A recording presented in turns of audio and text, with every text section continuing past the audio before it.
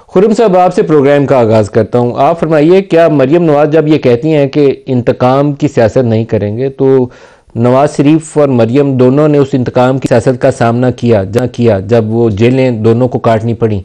तो क्या Maryam chief minister बनने के बाद कुछ ऐसा कर सकती हैं कि जेलों में सियासी बुनियादों के ऊपर जिन खवातीन को या पॉलिटिकल वर्कर्स को जेलों में डाला गया है, उनकी रिहाई के लिए कुछ इकदाम करें, कुछ ऐसा पॉजिटिव करें कि जिससे लोगों की ज़िंदगियों में आसानी पैदा हो जाए? ख़ास तौर पर ये जो पॉलिटिकल विक्टिमाइजेशन है, इसने पाकिस्तानी सियासत को पिछले 10-12 सालों में तबाह करके रख दिया है। तो क्या उसके लिए आगे बढ़ेंगी? जी, सबसे बेहतर तो यह है कि जो नौमुंतखब पाकिस्तान की पहली खातून वज़ीर आला अब मौजूद हैं, वो तमाम जो पंजाब के ज़िलों के डिस्ट्रिक्ट एंड सेशन जजेस को कहें कि वो जेलों में जाएं और वहाँ कोई भी ऐसे कैदी जिन उनके खिलाफ जो सबूत और शवाहिद, उनके केसेस रिव्यू करें, खवातीन के खास तौर पे। अगर जिनके खिलाफ शवाहिद नहीं है, उनको अगले 15 दिन में या 1 महीने में उनको रिहा कर दिया जाए। जिसमें अगर कोई सियासी कैदी है तो वो भी उसी तरह शामिल है, क्योंकि इसमें सिर्फ जो अगर कोई रेड लाइन है वो 9 मई की रेड लाइन है। अगर जिन लोगों में अगर 9 मई की मनसूबाबंदी में, उसकी मुआवनत में और करने वालों में अगर कोई पाकिस्तान का शहरी मुलवस नहीं है तो उसको जरूर रिहा होना चाहिए। और मरीम नवाज साहब को इस बात को यकीनी बनाना चाहिए कि लोग बिला वजह किसी भी जुर्म में, लेकिन 9 मई एक बड़ा जुर्म है, उसकी वजह से वो जेल में ना रहें। तो ये एक बहुत बड़ा जेस्चर होगा। और आने वाले दिनों में उनके ऊपर इम्तिहान ये है कि जिस तरह उस वक्त की हुकूमत ने राना सनाउल्लाह पर 20 किलो हेरोइन डालकर उन पर सजाए मौत का पर्चा बनाया और उनको 8 महीने जेल में डाला, ऐसा काम नहीं करेंगे और हम सब देख रहे होंगे। तो इंशाल्लाह आप देखेंगे कि मुल्क में सियासी फजा जो है वो कम से कम इस हद तक बेहतर हो जाएगी, कोई जेल में होगा। लेकिन आज चूंकि मैं सूबाई असम्बली के तमाम कार्रवाई में शुरू से लेकर आखिर तक उसका आईनी शाहिद हूँ, तो आज भी सुन्नी इत्तेहाद काउंसिल के अरकान के सामने मौका था कि वो इस जमहूरी अमल में हिस्सा लेते और उस अमल के बाद जब वजीर आला ने तकरीर की तो वो भी अपनी बात करते और अपना जो नुक्ता नजर था किसी भी हवाले से वो सामने रखते। लेकिन उन्होंने वो मौका गवा दिया और बाइकआउट के नाम पर जो उनके ऊपर जिम्मेदारी थी अपने वोटरों की नुमाइंदगी की, वो उन्होंने पूरी नहीं की। तो लिहाजा ये ऑपोजिशन के ऊपर भी है कि अगर वो मुस्बत तरीके से अपने मामलात को उठाते हैं तो मरियम बीवी भी जो इसको अच्छे तरीके से देखेंगी। लेकिन मुझे यही तवक्को है कि वो जो अपोजिशन वाले एहतजाज किया करते हैं, लेकिन फिर भी एज चीफ मिनिस्टर उनका रवैया ज़्यादा जो था वो होना चाहिए, उनको अकोमोडेट करने वाला, दरगुजर करने वाला रवैया होना चाहिए। उठा उठा के जेलों में डालने वाली सियासत पाकिस्तान और अफोर्ड नहीं कर सकता। ये खुरम साहब, आपसे भी यही सवाल है। ये जो राजा साहब ने बात की फॉर्म 45 और 47 वाली शिकायत की, ये बाकायदा वेल डॉक्यूमेंटेड एक शिकायत के तौर पर पूरे पाकिस्तान में सामने नज़र आती है। तो आप लोगों को तवील अरसे ये शिकायत रही कि कभी आपने 2018 में कहा कि वो मैंडेट जो था चुरा के इमरान खान को दिया गया, सिलेक्टेड आप उसको कहते थे। तो कोई फ़र्क तो आपको करना चाहिए ना। अब 45 और 47 का झगड़ा बड़ा क्लियरली नज़र आता है कि ये वैसी जंग है जो पिछले चंद इलेक्शन में पहले एक दफ़ा हो चुका है पाकिस्तान में, उसी को दोबारा दोहराया गया। क्या हम बदल नहीं सकते, रोक नहीं सकते ये सिलसिला? क्या सलमान नकम राजा को इंसाफ नहीं मिलना चाहिए? जी मलिक साहब, इस पर दो बातें हैं और दोनों का ताल्लुक माजी से है। पहली बात यह है कि 2008 से 18 तक भी पंजाब में एक मुस्लिम लीग नून की हुकूमत थी। कितने सियासी कैदी पकड़े गए, कितने लोगों को जेलों में डाला गया? किसी को नहीं डाला गया जेल में। और बल्कि गलती ये हुई कि, और उस वक्त की वफाकी हुकूमत जो मुस्लिम लीग नून की थी, उनसे गलती ये हुई कि उन लोगों को सजा देनी चाहिए थी जिन्होंने पाकिस्तान टेलीविजन पर डंडे लेकर कब्जा किया। उन लोगों को सजा देनी चाहिए थी जिन्होंने धरने के दौरान 150 से ज्यादा इस्लामाबाद पुलिस के अफसरान और उनके एहलकारों की हड्डियां तोड़ी। उन लोगों को सजा देनी चाहिए थी जिन्होंने पार्लियामान का जंगला तोड़ा, जो सदर पाकिस्तान के घर के गेटों के ऊपर हमलावर हुए, उन्हें सजा देनी चाहिए थी, उन्हें सजा नहीं मिली। और उसका नतीजा ये हुआ कि जिन लोगों ने पाकिस्तान टेलीविजन पर कब्जा किया था डंडे लेकर, वो 9 साल बाद उन्होंने रेडियो पाकिस्तान पेशावर जला ही दिया था, उन्होंने उसको फारग ही कर दिया।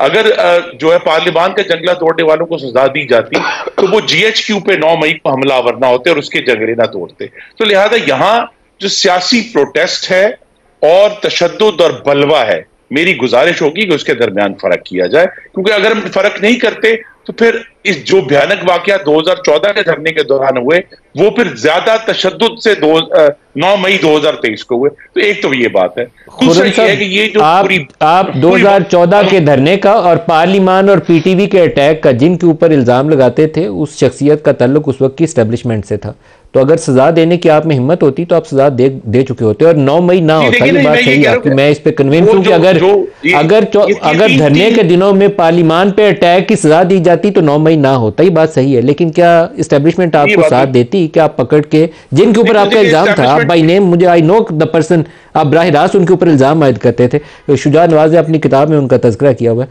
लेकिन आप उनको सजा देने की पोजीशन में नहीं थे। तो देखिए ना जी, यही इश्यूज हमारे सामने आ रहे हैं ना बार बार। तो ये कहना कि जी ये पहली दफा हुआ है या 9 मई को जो है वो उस पर नरमी की जाए, कोई नरमी नहीं हो सकती, क्योंकि अगर हमने 2014 से कोई सबक सीखना है तो वो यही है कि 9 मई जो है उस पर नरमी नहीं होगी, और उसके जो मनसूबा साज हैं, उसके जो मुआवन करने वाले हैं और जो करने वाले हैं उनको सजा मिलेगी। जिन्होंने नहीं किया उनको फौरी तौर पर रिहा होना चाहिए। सजा तो अदालती अमल के बाद मिलेगी ना खुरम साहब, ये वो बहस हम और तरफ ले जाएंगे, लेकिन सजा तो अदालती अमल के बाद मिलेगी ना। तो आप तो जमानत तो उनकी कर सकते हैं, अदालत में केस चलेगा। दूसरा नुक्ता बयान करने दें कि यही जिस धरने की तरफ मैं इशारा कर रहा हूं वो भी एक इलेक्शन की मुबैना धांधली पर था।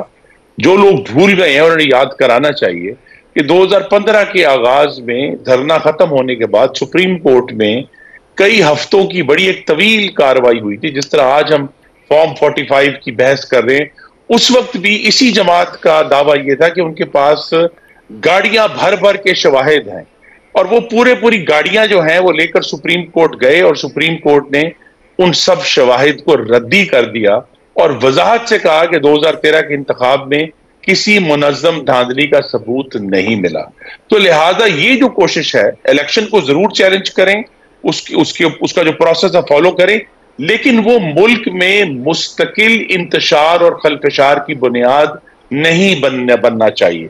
और अगर ये कोशिश करेंगे तो फिर हमें कोई ना कहीं इस पर तो लाइन तो लगानी है ना। अपने एहतजाज जारी रखें, अपने हकूक के लिए लड़ें, लेकिन ये कहना कि जी इसकी बुनियाद पर हम ये आज आपने देखा सूबाई असेंबली में बॉयकॉट करके चले गए और अपने हकूक खुद छोड़ दिए कि भी हम आके बात करें।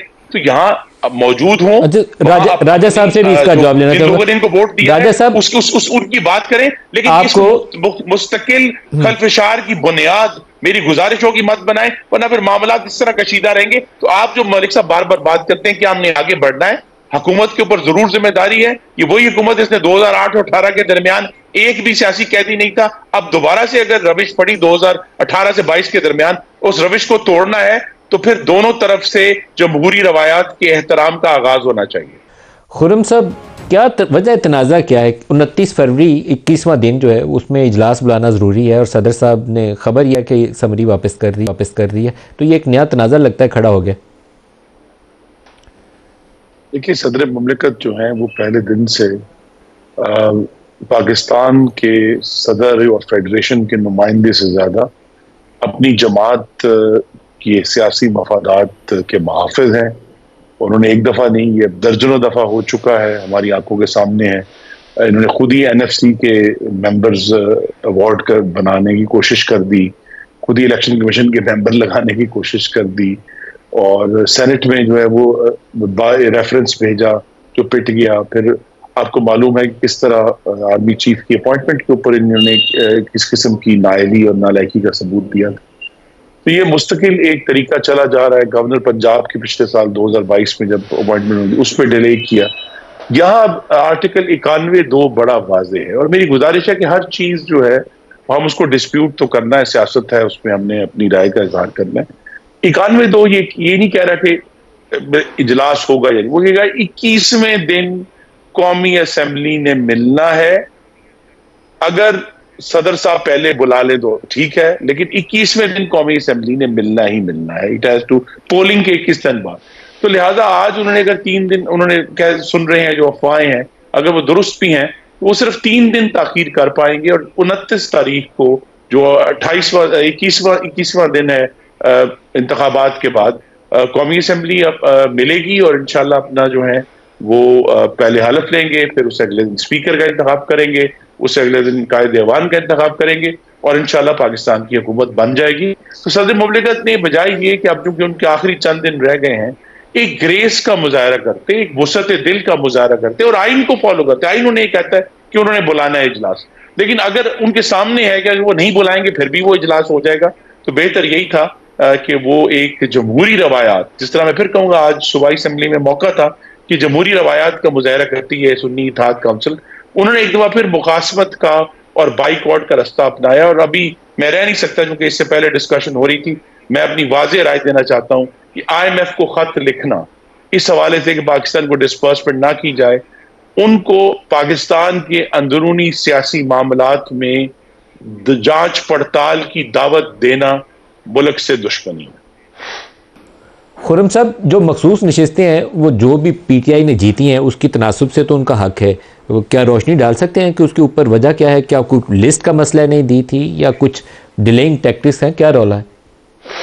जी नहीं, ये सिर्फ ये है कि कानून में ऐसी जो सूरत हाल पैदा हुई है जिसमें एक ऐसी जमात जिसने अपनी लिस्ट नहीं दी थी, और ये नाजरीन को मैं बता दूं, ये सिर्फ लिस्ट नहीं जमा होती, उस लिस्ट में जितने भी खवातीन और अकलियती मेंबरान हैं उनके जिस तरह इलेक्शन लड़ने वाले लोग कागजात दाखिल करते हैं, उनके ऊपर भी फर्ज है कि वो उसी तरह के कागजात दाखिल करें। तो लिहाजा चूंकि सुन्नी इत्तेहाद काउंसिल की ना ही लिस्ट है और ना ही उनके किसी जो लिस्ट अब जो बनेगी मखसूस अरकान की, उसमें किसी के भी कागज दाखिल नहीं है इलेक्शन कमीशन ऑफ पाकिस्तान में। तो लिहाजा कानून उस पर खामोश है और इसीलिए इलेक्शन कमीशन ने इस पर कल हियरिंग भी रखनी है।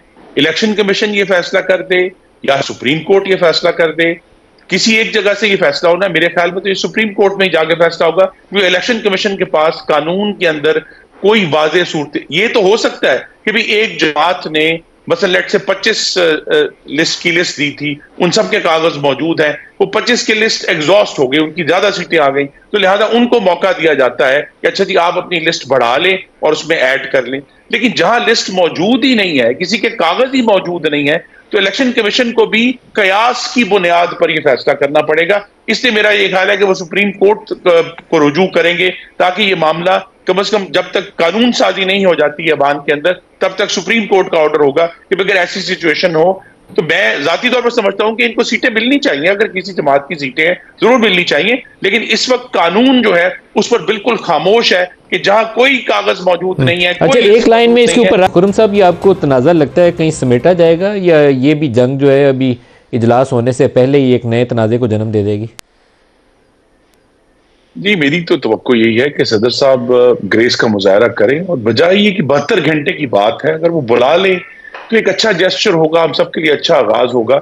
और जिस तरह अब हम हमारे सामने है कि ये इतना सादा मामला नहीं है कि जी वो सीटें उनकी बनती थी, उनको सीटें नहीं दी जा रही, कोई लिस्ट नहीं है, कोई नॉमिनेशन पेपर्स नहीं है इलेक्शन कमीशन के पास जिसकी बुनियाद पर फैसला किया जाए। तो लिहाजा उन्होंने फैसला करना वो कर ले, लेकिन यहां हमें यही देखना है कि हमारे पास एक पूरा तारीख बन गई है 2014 के बाद से, मुस्तकिल तौर पर तशद्दुद की और बलवे की और मुख्तलिफ हवालों से।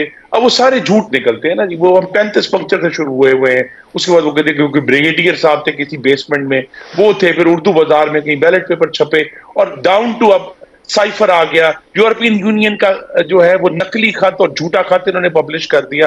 तो लिहाजा एक मुस्तकिल प्रोपेगेंडा जारी है। अब देखिए ना, जो बात कहते हैं कि जी इतने हमारी इतनी सीटें होनी चाहिए थी, लेकिन अभी तक सिर्फ 35 पिटीशंस जो हैं वो इलेक्शन कमीशन के सामने फाइल हुई हैं। करीब रिचेस थे, हाँ, तो ज्यादा कर दे आप, अगर आप ज्यादा कर दे, जितना दावा है अगर उतनी पिटीशंस होगी तो बहुत अच्छी बात होगी, हम देखेंगे। लेकिन ये बुनियाद नहीं बन सकती मुस्तकिल तौर पर मुल्क को खलफिशार और इंतशार में मुब्तला रखने की। मैं सिर्फ ये कहना चाहूंगा कि ऐवानों में आए, लेकिन मैं चूंकि जाती तौर पे मुझे एक जख्म लगा है कि जून 2021 में उस वक्त के जो आज सुन्नी इत्तेहाद काउंसिल है उसके जो वज़रा थे, उन्होंने डेस्कों पर चढ़कर हमें बजट की किताबें मारी थी, और एक मेरी गर्दन पर भी लगी थी, आज तक उसमें दर्द होता है 4 साल बाद भी। तो लिहाजा किताबें मत मारें, गंदी गालियां ना दें, नारे लगाएं, एहतजाज करें, जरूर करें, और इस जमहूरी अमल का हिस्सा रहें, इसे मुस्तकिल एक फाशिस्ट बुखार में मुब्तला मत करें।